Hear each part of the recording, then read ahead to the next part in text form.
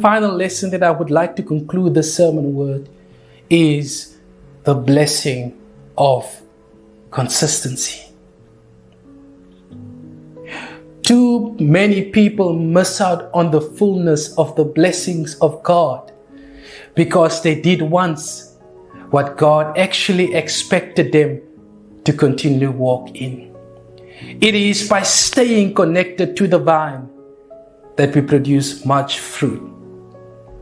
It is not the word that we hear once, but the word we hear continually that transforms our mind and changes our life. Some people has disqualified themselves from the blessing because they stopped halfway. But if you can just continue, despite how bad it has been, despite who doesn't like you, always walked out of your life, then you can make it.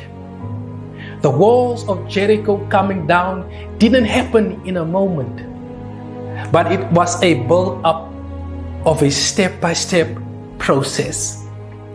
Too many neglect what might seem small and insignificant because they don't understand it is the small things that make the big things possible. Small keys open up huge vaults.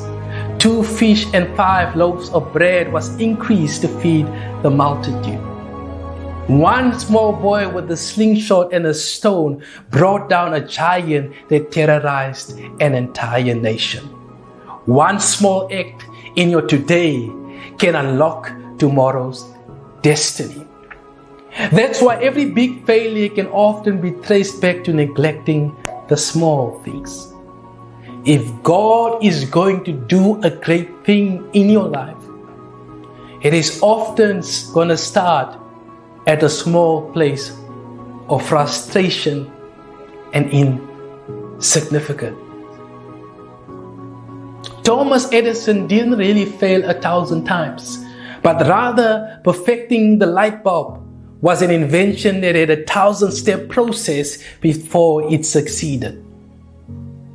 Every time and every rep Arnold Schwarzenegger made in the gym was making him into one of the most celebrated bodybuilding champions in the world.